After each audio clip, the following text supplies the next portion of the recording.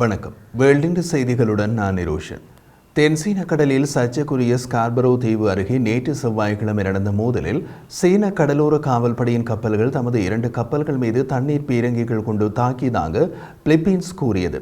பிலிப்பீன்ஸின் பாஜோ D மேசின்லோக் என்றும் சீனாவில் ஹுவாங்கியன் to என்றும் அழைக்கப்படும் ஸ்கார்பரோ தீவு பிலிப்பீன்ஸின் பிரத்யேக பொருளாதார மண்டலத்துக்குள் உள்ளது. ஆனால் சீனா அது தமது நடைமுறை கட்டுப்பாட்டு கோட்டுக்குள் உள்ளது என்கிறது.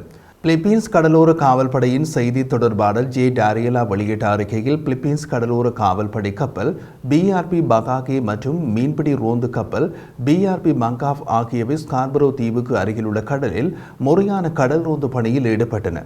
ரோந்து பணியின் போது பிலிப்பீன்ஸ் கப்பல்கள் 4 சீன கடலோர காவல்படையின் கப்பல்கள் மற்றும் 6 சீன கடல்சார் ஆயுத கப்பல்களின் தாக்குதல்களையும் தடைகளையும் எதிர்கொண்டதாக டாரியலா கூறினார். சீன கப்பல்கள் முதலில் பிஆர்பி பங்காஃப் மீதும் பின்னர் பிஆர்பி பாககே மீதும் தண்ணீர் பீரங்கிகளால் தாக்கியதால் 2 கப்பல்களுக்கும் சேதம் ஏற்பட்டது என்றார். 3305 என்ற சீன கடலோர காவல் கப்பலும் பிஆர்பி பங்காவுடன் மோதியதாகவும் அதன் மேல்தள தடுப்புகளை சேதப்படுத்தியதாகவும் பிலிப்பீன்ஸ் ஊடகம் தெரிவித்துள்ளது. 3105 மற்றும் 5303 என்ற சீன கப்பல்களால் பிஆர்பி பகாகே சக்தி வாய்ந்த தண்ணீர் பீரங்கிகளால் சுடப்பட்டதை பிலிப்பீன்ஸ் கடலோர காவல்படை வெளியிட்ட காணொளி காட்டுகிறது.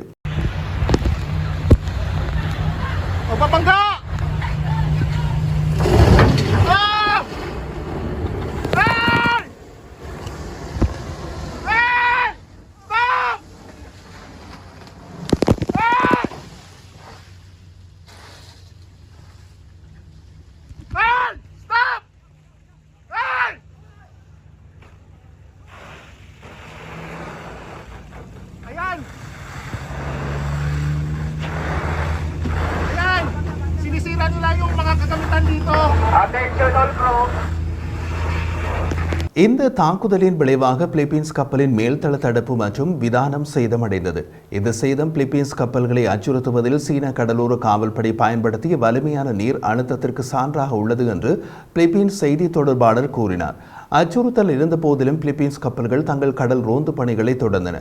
சீன கடலோர காவல்படை 380 மீட்டர் மிதக்கும் தடையை நிறுவியுள்ளது. இது ஸ்கார்பரோ தீவுக்கான முழு நுழைவாயிலையும் உள்ளடக்கியது. அதன் மூலம் அந்த பகுதிக்கான அணுகலை சீனா கட்டுப்படுத்துகிறது என்றும் டாரியலா குறிப்பிட்டார். சீன கடலோர காவல்படையின் செய்தி தொடர்பாளர் கென்ஜூ வெளியிட்ட அறிக்கையில் நேற்று ஏப்ரல் 30ஆம் தேதி பிலிப்பீன்ஸ் கடலோர காவல்படை கப்பல் 4410 மற்றும் அரசாங்க கப்பல் 3004 சீனாவின் தொடர்ச்சியான எச்சரிக்கைகளை புறக்கணித்து சீனாவின் ஹுவாங்கியான் தீவை ஒட்டியுள்ள கடல் பகுதியில் ஊடுருவின.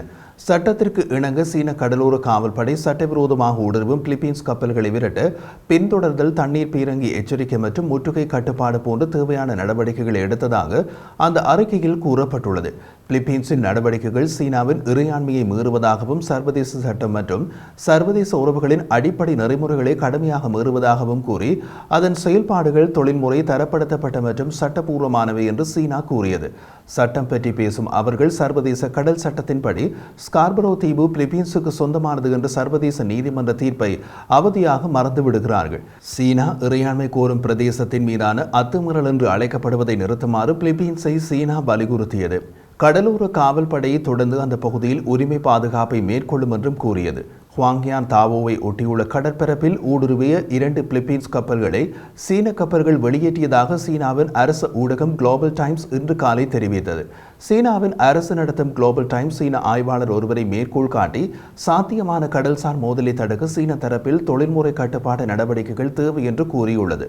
மீனவர்களுக்கு எரிபொருள் மற்றும் உணவுப் பொருட்களை விநியோகிப்பதற்காக ஸ்கார்பரோ தீவை சுற்றியுள்ள பகுதிக்கு வழக்கமாக செல்லும் தனது கப்பல்கள் சீன கப்பல்களால் அச்சுறுத்தப்பட்டதாக பிலிப்பீன்ஸ் கூறியது.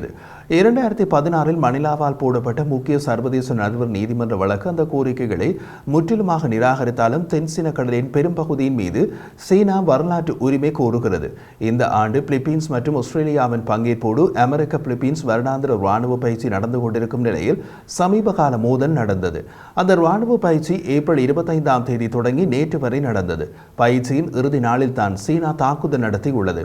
ஒரு அமெரிக்க மற்றும் ஒரு பிரெஞ்சு போர்க்கப்பலின் ஒருங்கிணைந்த கடற்படை படை 2 பிலிப்பீன்ஸ் கப்பல்களுடன் சேர்ந்து நடத்திய கடல் பயிற்சிகள் சீன கண்காணிப்பு கப்பல்களாலும் மற்ற கடல் மேற்பரப்பு போர்க்கப்பல்களாலும் தொடர்ந்து பின்தொடரப்பட்டதாக பிலிப்பீன்ஸ் பிலிப்பீன்ஸ் ராணுவத்தின் கூற்றுப்படி உள்நாட்டு ஊடகங்களில் தகவல் வெளியானது. உளவு திறன்களுக்காக உளவு கப்பல்கள் என்று பொதுவாக அறியப்படும் சீன கண்காணிப்பு கப்பல்கள் அமெரிக்காவும் அதன் நட்பு நாடுகளும் நடத்தும் பெரிய கடற்படை பயிற்சிகள் நடக்கும் நேரங்களில் அடிக்கடி காணப்படுகின்றன.